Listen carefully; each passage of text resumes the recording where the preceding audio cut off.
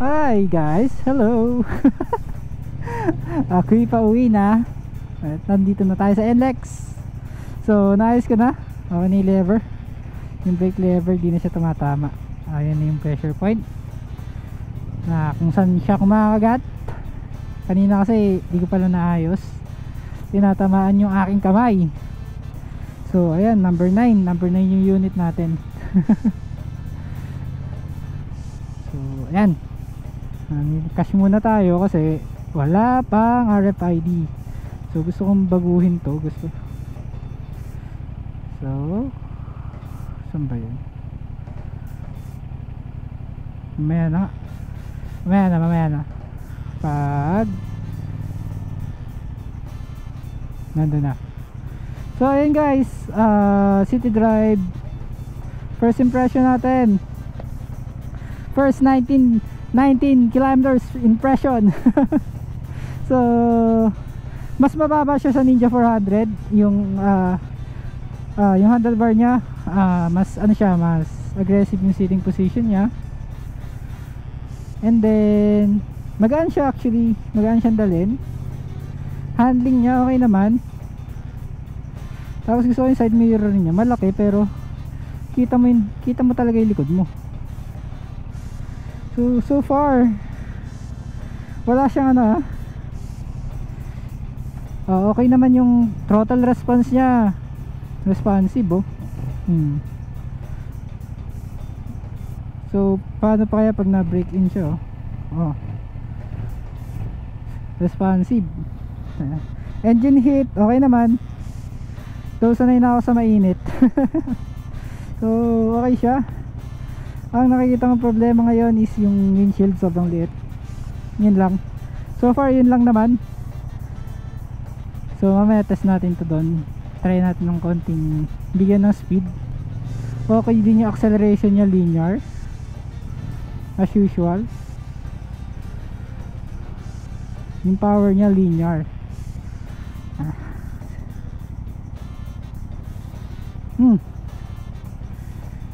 Okay, first time ko magkakaroon ng TFT screen, no? Ayos to sa motor daming information, makulay. And then yung pala niya, yung shock niya, suspension, yung laro niya medyo stiff, though siguro kasi sports bike siya, pero okay naman, matigas yung upuan.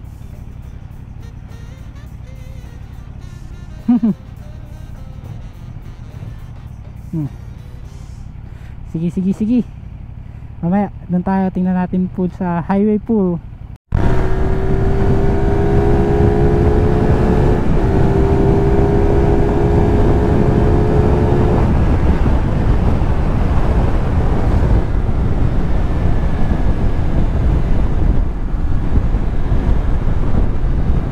Pwede na.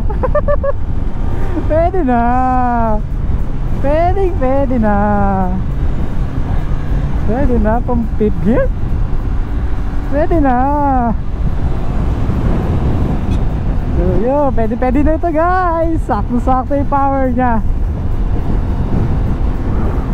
By the way guys, regarding sa engine, may konting vibration siya pero hindi siya kasing vibrate na CX-6R ko. So komportable pa rin, hindi nakakangawit sa kamay.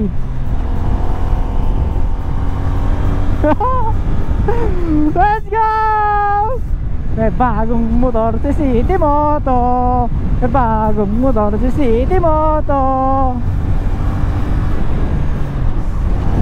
Ang smooth din ng shifting niya. Shit! Siyempre naka slipper class siya pero hindi katulad ng NK400 na medyo clunky. So ito, smooth na smooth. Hindi tayo pwede magwalwal kasi bad yun. Pag magwawalwal tayo sa truck,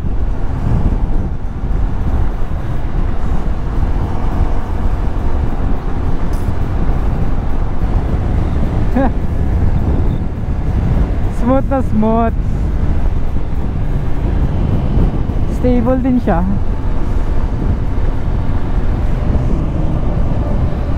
Ayos, ayos, ayos.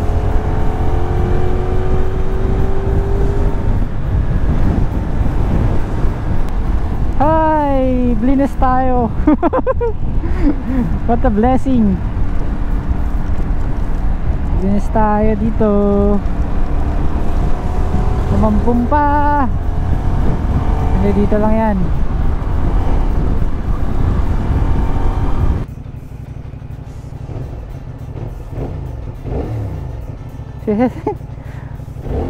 Oh, tunog. Tunog Ducati. Oh.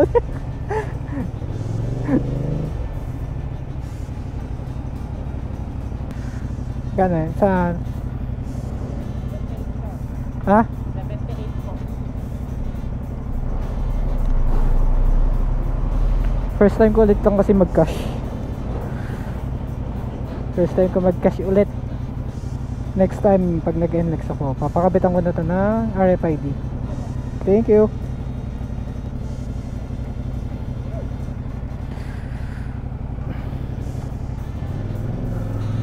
A few minutes later.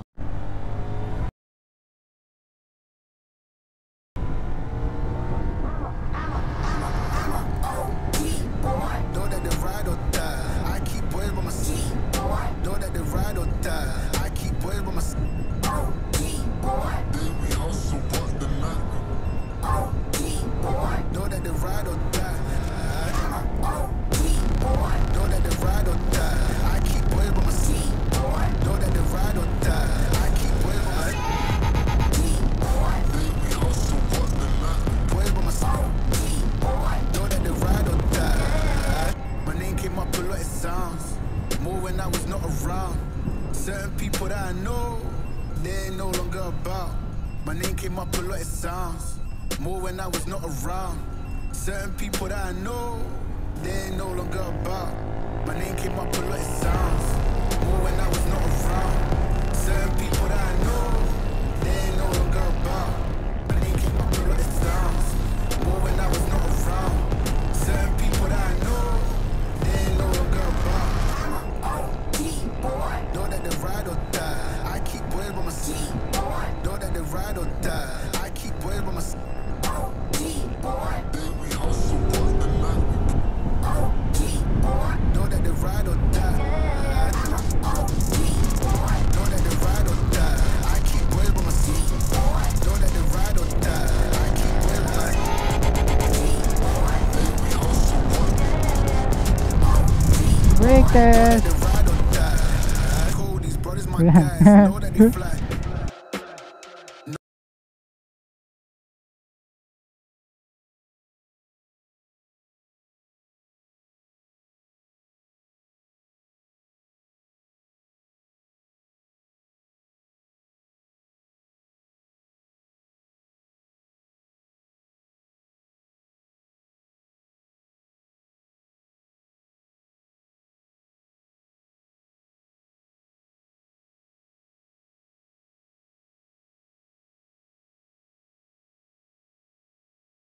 So ayun guys, no.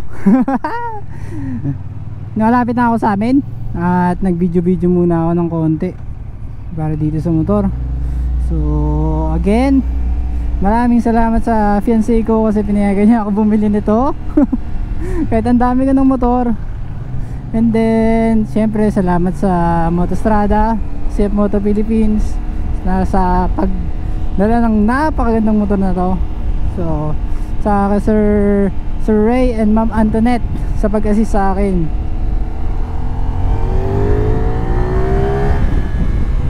Sheesh! So ayan, malapit na ako sa bahay. Tingnan natin reaction nila tatay. Mga kapatid ko dito sa aking Tormuts, bagong motor ni City Moto. Isa sa mga nauna sa 450 SR. Joke lang. Ito na ako. Ayos tatay. Ha? Ha? Ano? Madami. Ay kapatid ko nung patry. Ha? Ah, tatry daw niya. Meron nga. Oh. Dahan-dahan lang ha. Wala pang ano. Dahan-dahan lang Paulo ha. Ayan, tatry ng kapatid ko. Ha? 450. 450. Oo. Ayan, tatry ng kapatid ko. Kaya siya ay gumagamit ng NK ko.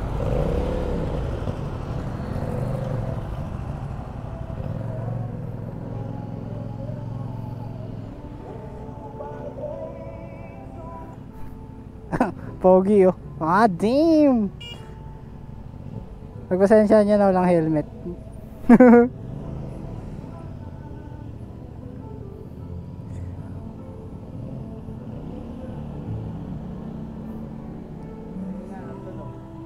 Stock pipe eh. Ano tayo, Pogi?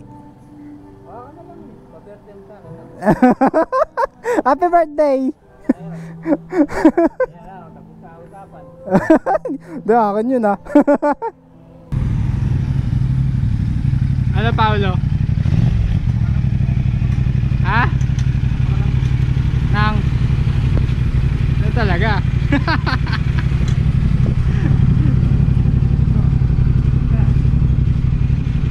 Bibidyoan kita eh, tay. Ayan, ganyan isa, buksan mo. Wait lang. Buksan mo ng konti.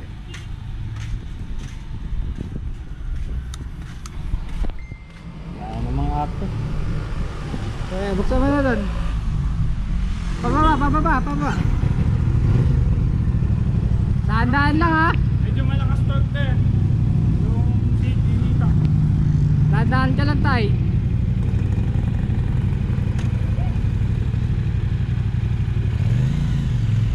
Oo, dahan-dahan.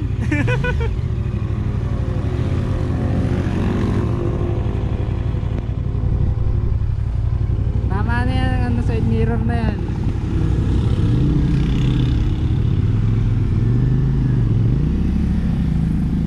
Eh. Ayan. Tay, kamusta tay? Ayaw ka na naman sa karmatsyog. Lahat ng motor ko gusto mo lagyan ng karmatsyog. Kaya ano mo to? Malakas tay? Pangit daw eh. Bakit ka? Kapatayin pa nila. Ayaw. Magaan tay, magaan. Gagawin sa kong sa NK. Yeah. So, hello guys. Dito na ako sa bahay. So, andito na yung 450 SR. Natry na siya ng kapatid ko, ng tatay ko. So, okay naman daw. So, maraming salamat sa Motostrada, sa CF Moto Philippines, then syempre sa fiancé ko. Kasi kahit wala ng pera, pinayagan akong bumili. Then, eto, talagyan ko ito ng upgrades kagad. So, sa mga nagtatanong pala, galing akong Manila. Ito naging fuel consumptions ko. Ayan. 78 kilometers. Ayan, 2 bars. 2 bars ang nabawas. So 78 kilometers, 2 bars lang ang nabawas. So, goods na rin. Hindi ko alam kung ilang kpl yun. So, ilang. So, susunod nito, lalagyan ko na siya ng